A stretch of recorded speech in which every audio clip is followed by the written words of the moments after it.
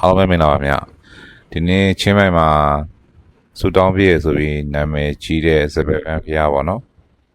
မြန်မာလိုစပယ်ပန်းဖျားလို့ခေါ်ကြတဲ့ဖျားကိုကျွန်တော်နည်းနည်းသွားမှာဖြစ်ပါတယ်နေပူမာဆိုးလို့ကျွန်တော်မနေ့စောရီထားပြီးတော့ခေါ်နိုင်လောက်ပေါ့နော်အိမ်ကနေထွက်လာတယ်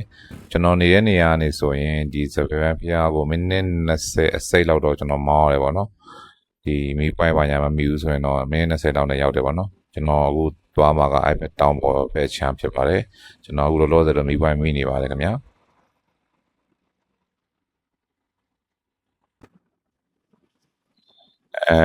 main land ကနေ online နဲ့ပေါ့နော်အဲ့ချင်းမာ University ပေါ့နော်ဒါပေမဲ့သူ University ကဒီကျွန်တော်ထင်တာတော့ဒီတရိษံလေးတွေအတွက်ခွေးတို့ကြောင်တို့အတွက်သူတို့ research လုပ်ပြီးတော့လုပ်နေတဲ့ university ပေါ့နော်အဲ့ဝင်းထဲကနေကျွန်တော်ဖြတ်ပြီးသွားရတာဖြစ်ပါတယ်အမှရေကန်တွေလည်းရှိတယ်ဒီဝင်းထဲမှာတွေတော်တော်လေးရှုခင်းရလှတယ်ပေါ့နော်ဟိုတန်ရှင်းတက်ရက်ပြီးတော့ညနေနဲ့မနေ့ပိုင်းကြာလို့ရှိရင်ဒီဝင်းထဲမှာလာပြီးပြေးတဲ့လူတွေရှိတယ်ခင်ဗျဒီမှာရေကန်လည်းရှိရပေါ့နော်ဒီတော်တော်လေးကိုတာရပါတယ်ဒီတောင်တွေကိုလည်းလှမ်းမြင်နေရပြီပေါ့နော်ဒီတောင်ကြီးရောက်ပြီဆိုတာနဲ့ကျွန်တော်တို့ရာသီဥတုကဒီချင်းမိုင်မြို့ထဲနဲ့ဆိုင်တော်တော်လေးကိုကွာသွားပြီပေါ့နော်ဒီမှာဆိုရင်ရာသီဥတုအေးဆေးစင်နေနေလို့ကောင်းတယ်ပေါ့နော်ဒီမနေ့နဲ့ဒီညနေပိုင်းတွေမှာလည်းကျွန်တော်တို့အားသာလုပ်တဲ့လူတွေကိုဒီဝင်းထဲမှာပေါ့နော်တွေ့ရတယ်ဒီဖျားပတ်ဝန်းကျင်မှာလည်းတွေ့ရတယ်ပေါ့နော်ဒီလမ်းကဒီတော်တော်လေးကိုကောင်းအောင်လုပ်ပေးထားဆိုတော့ဒီတောင်တောထဲမှာဆိုင်ကယ်မောင်းရဲ့ fee ကတော်တော်လေးကိုကောင်းတယ်ပေါ့နော်ဒီလမ်းထောက်လျှောက်မှာဆိုရင်လည်းဒီညနေပိုင်းဆိုရင်ပြေးတဲ့လူတွေစပိန်စီးတဲ့လူတွေလမ်းလျှောက်တဲ့လူတွေပေါ့နော်ဒီ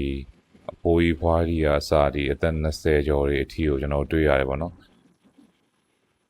တောထဲမှာခင်းလာတဲ့လမ်းကလည်းနိုင်တော့ကတ်တရာကိုဖြူးနေအောင်ခင်းလာဆိုတော့ဆိုင်ကယ်ကတော့တော်တော်လေးမောင်းလို့ကောင်းပါတယ်ဒီတောလမ်းထဲကိုကျွန်တော်တို့9မိနစ်လောက်ဆိုင်ကယ်မောင်းပြီးဝင်လာလို့ရှိရင်ခဏနေဆိုရင်ကျွန်တော်တို့ဒီဖျားရဲ့တောင်ကြီးရောက်တော့မယ်ပေါ့နော်အဲတောင်ကြီးကနေမှတစ်ဆင့်ကျွန်တော်တို့ဒီတောင်ပေါ်တက်ရမှာဖြစ်ပါတယ်ဒီတောင်ကြီးမှာဆိုရင်လည်းဒီစပယ်ပန်းဖျားလို့နာမည်ကြီးဒီလိုမျိုးပေါ့နော်အောက်မှာစီစပယ်ပန်းတွေကပ်ဖို့အတွက်စပယ်ပန်းရောင်းတဲ့ဆိုင်တွေရှိတယ်ပြကြလို့ရှိရင်ကျွန်တော်တို့ဒီမတ်တရလက်ဆောင်ပစ္စည်းရောင်းတဲ့ဆိုင်တွေရှိတယ်ပေါ့နော်ကျွန်တော်ရိုက်ပြပါခင်ဗျဒီမှာပေါ့နော်စပယ်ပန်းရောင်းတဲ့ဆိုင်တွေရောဒီနက်ကွန်းတွေရောပေါ့နော်အကုန်ရှိပါတယ်ဒီအရှိရလမ်းကနေကျွန်တော်တက်ရမှာပေါ့နော်ကျွန်တော်ခဏကြာတက်ပါတော့မယ်အခုကျွန်တော်ကဒီဆိုင်ကယ်မောင်းရင်းနဲ့တယောက်တည်းလက်တစ်ဖက်နဲ့ဖုန်းနဲ့ရိုက်ရတာဆိုတော့ကျွန်တော်အကြာကြီးတော့ကျွန်တော်မရိုက်ရဲဘူးပေါ့နော်ဒီလမ်းမှာတက်ဆင်းကားရတဲ့ရှိတယ်ဆိုတော့ကျွန်တော်သတိထားပြီးဖြည်းဖြည်းချင်းမောင်းပြီးတော့ဒီလမ်းအခြေအနေတော့ကျွန်တော်ရိုက်ပြပါမယ်ဒီကွေးလေးပြီးရင်တော့တက်ရတော့ရောက်ပြီပေါ့နော်ဒီမှာနန်းနေလည်းရှိရပါတော့မြန်မာနိုင်ငံနဲ့တော့တော်တော်လေးတူပါတယ်မတူတာကတော့လမ်းနေပဲပေါ့နော်လမ်းတွေကတော်တော်လေးကိုကောင်းတယ်ဒီမနေ့ခင်းအစောကြီးလာတာဆိုတော့ဒီကားပါညာဆိုင်ကယ်ပါညာတော့ဒါကြီးမရှုပ်သေးဘူးပေါ့နော်ဒီမှာဆိုရင်ရှေ့မှာဆိုရင်ဒီမှာဆို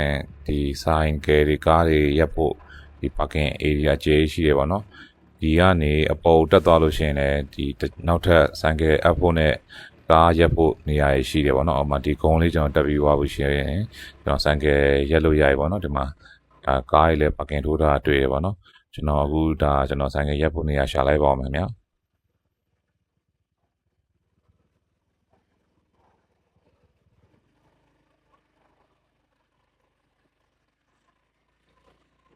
วันเดือนปีเกิดลงไปในสีข้าประจำวันเกิดขอเชิญพุทธศาสนิกชนတန်ချက်ဆက်နဲ့သူတို့ဝင်နေရတယ်တော့ရှိရပါတော့ဘုန်းကြီးတရားဟောရလိုမျိုးပေါ့နော်ဖြူကတော့တော်တော်လေးကိုလှတယ်ပေါ့နော်လာရတာလည်းတန်တယ်ပေါ့နော်မနေ့ sorry ထားလာတာဖြူကတော့ချင်းမိုက်တစ်မျိုးလုံးဟိုကျွန်တော်တို့ဒီအပေါ်စီကနေလှမ်းမြင်ရတယ်ပေါ့နော်ချင်းမိုင်ကတကယ်တမ်းချင်းမိုင်မျိုးဆိုတာကသူ့တောင်တွေရောက်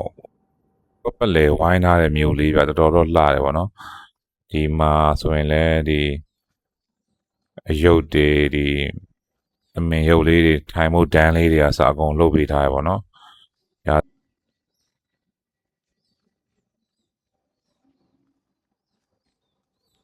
องค์ท้าวเวสสุวรรณที่ประดิษฐานบริเวณหน้าวัดเชิญร่วมทำบุญถึง5 พระเจ้า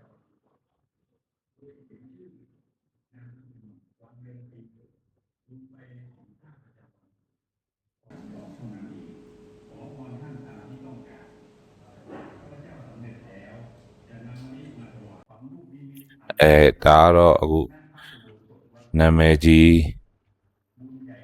စပယ်ပန်းဖျားပေါ့နော်စပယ်ပန်းနေပဲလူပြီးဆိုတောင်းပြည့်ရဆိုလို့ပေါ့နော်ဒါမနဲ့ဆိုရင်မလို့ဒီရှေ့ကဆင်လေးပေါ်မှာစပယ်ပန်းနေအများကြီးမရှိသေးဘူးဒီဖျားရဲ့အရှိနာမှာပဲရှိသေးရပါနော်စပယ်ပန်းတွေကဒီနောက်အချင်းကြာလာနဲ့ဒီစပယ်ပန်းတွေများလာတော့မှာပေါ့နော် วัดพระธาตุดอยคำหลังจากนั้น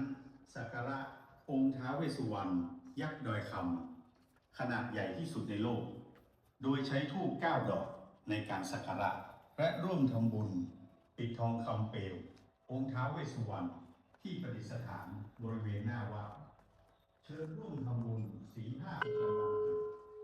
โดยเขียนชื่อ ဒီပြုတ်ကိုလည်းစူတောင်းနေတဲ့သူတော်တော်များများကျွန်တော်တွေ့ရတယ်ပေါ့နော်။ဘာရည်ရွယ်ချက်နဲ့ဘာအကြောင်းပြချက်ကြောင့်တောင်းနေတော့ကျွန်တော်လည်းသေချာတော့မသိဘူး။ဒါပေမဲ့တော်တော်များများတော့ဒီလူရုံမှာစူတောင်းနေရတော့ကျွန်တော်တွေ့ရတယ်ပေါ့နော်။